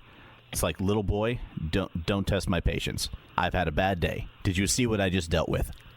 And when he does it, she's so focused on herself that in her eyes, he has done the impossible. He has done exactly what he said he was going to do. Send Allura to a dimension where evil cannot touch her. Her mind, her dynamic, her world is utterly, completely blown. Yeah, it's kind of weird that for such an evil person, she doesn't really understand the concept of lying. Well, she probably would never expect it from someone so minuscule in her eyes. Well, she completely dismissed the idea that Sorsha would betray her. No, people can't lie to me. And also, she's probably not accustomed to somebody trying to use classic misdirection. Yeah. I mean, this is just illusionism. Yeah. Honestly, I see the baby. It's right there. Now the baby's not there. That's not how that works. She operates in the world of real magic. So I mean, what use does she have for sleight of hand? Right. Well, okay, so we killed General Kale. We banish Bavmorda. So the world is put right again. And the only thing left to do is to give the baby to a psychotic madwoman. I think that sounds like a great plan. She is a woman, so she must be better at it than anybody else in the script. It's okay. I mean, she's fallen in love with a roguish, reckless swordsman with abandonment issues. I mean, there's perfect. Don't be great parents. This is going to work. This is so going to work. Okay, the film was a product of its time. That's going to be what it is. So, yeah, no, even in 1988, that doesn't make sense. I did like that it shows him, instead of riding off into the sunset on a white horse, it has him leaving slowly on a white pony. Did you notice that the horse when he left was a lot bigger than the one when he arrived? I did not. I did not. I was too busy noticing all of the people standing there waving. I was expecting them to break out in song like the end of The Court Jester with Danny Kaye. That's what that scene reminded me of. He gets home, everyone's like, Willow's back. And you get to believable moments. He sees his wife. Yay. And Kaya sees him, and it doesn't matter that they're two very small people. Running is awkward for them. You feel for them in this moment. You really believe it's two people who love each other, who have been separated for far too long, and are just giddy that they're together again. And, of course, a poop joke. Of course. I did like that the High Alwyn was there to greet him, and Willow shows him the apple trick. And I didn't get to him earlier, but I have to say, I'm sorry. I think one of my favorite things about this entire movie was the High Alwyn. Yeah, he was a classic short person actor. Like, he's done a lot. I fell in love with that entire character. I mean, when it was done with him, I looked at my wife and said, shut the movie down. It's over with. Best part's done. Go in the direction the bird is going. He's going back to the village. Forget the bird. Follow the river. The movie's not over till we get a poop joke on Burgle Cut. Of course. Here's a question for you, Mike, because now the movie is over with, but as much of a Willow fanboy as you were, did you ever know that there were books that came out a decade later as sequels to the movie? I'm not going to say, no, I did not. I'm going to say, no, there are not.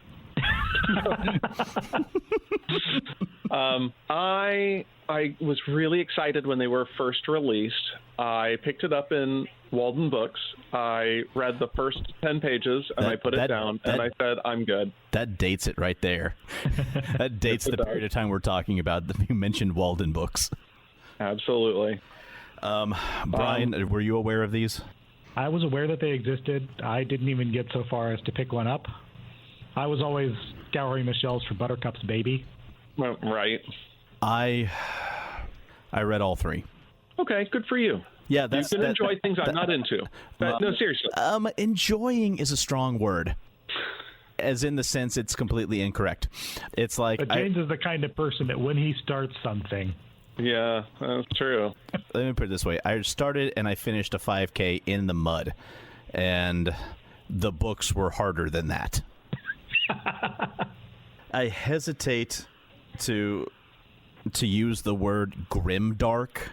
But there it is. You just powered through, and you used it, and we're proud of you. Well, it's also an appropriate label. Now, does that describe the narrative or the prose? Ooh. All of the above. The book itself, the first one was called Shadow Moon, first in the Chronicles of the Shadow War. And if that lengthy title doesn't tell you everything you need to know, like, well, that has nothing to do about the movie Willow. Exactly. And then there was something about a demon, and then I didn't care. So we're done. We're just close that down. I'm just going to put this for our listeners. Read it if you want to. I'm not your boss. I'm not in charge of you. You can do what you want. It's a shame after because you've done so, you might actually enjoy season 5 of Babylon 5.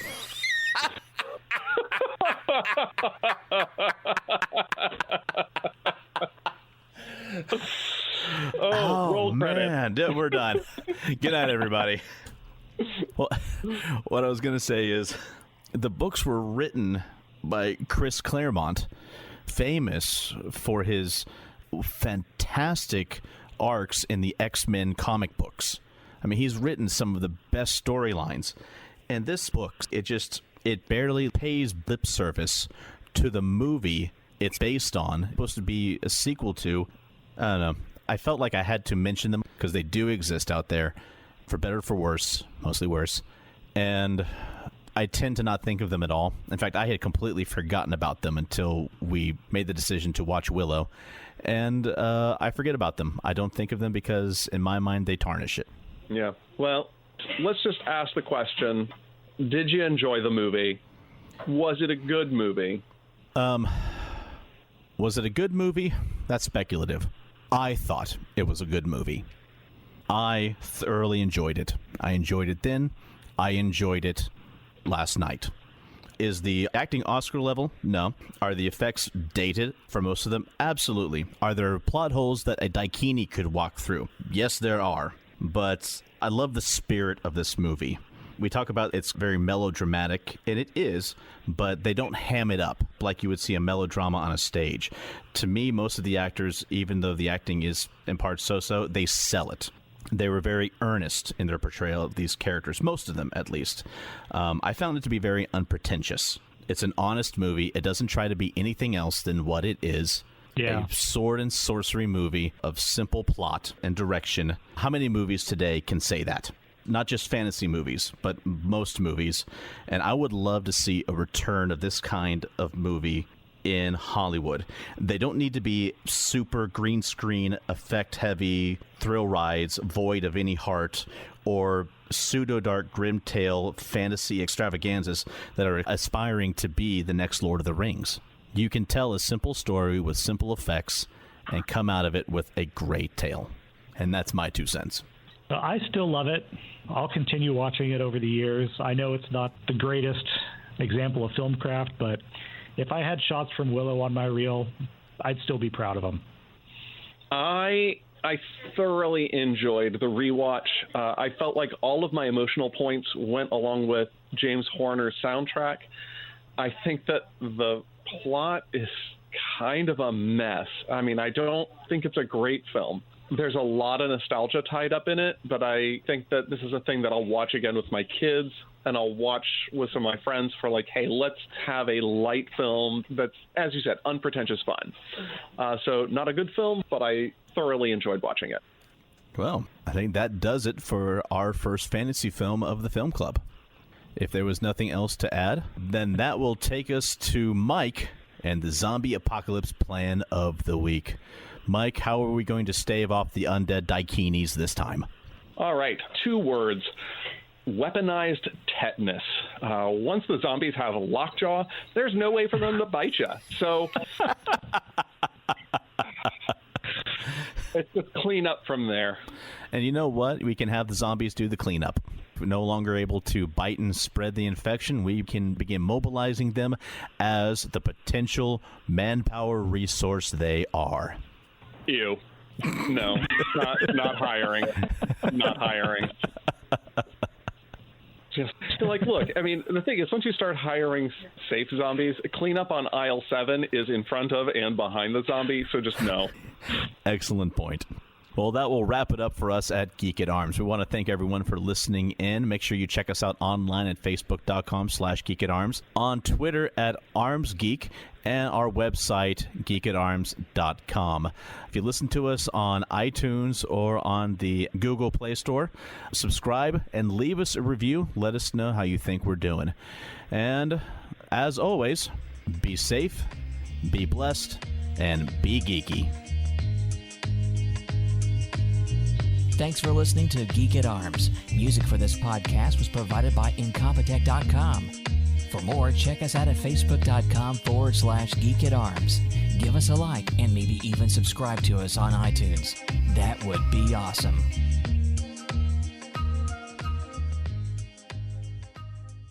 Can I pause for just 1 second? Of course. I'm sorry, you needed me for a second? Kaja, I've got to pause real quick. Oh, did you just get Betrayal Legacy? Yes. Holy crap. Okay, we're going to be back This to is a recording. Geek at Arms exclusive. Oh my gosh, can I touch it? I did not. Here, I'm going to give this back to you. We're still recording. Dang it, Kaja, we're not going to be able to get him to focus for the rest of the podcast. Sorry, I can't think. There's Betrayal Legacy in my house. There's Betrayal Legacy in my house. There's Betrayal Legacy in my... Oh.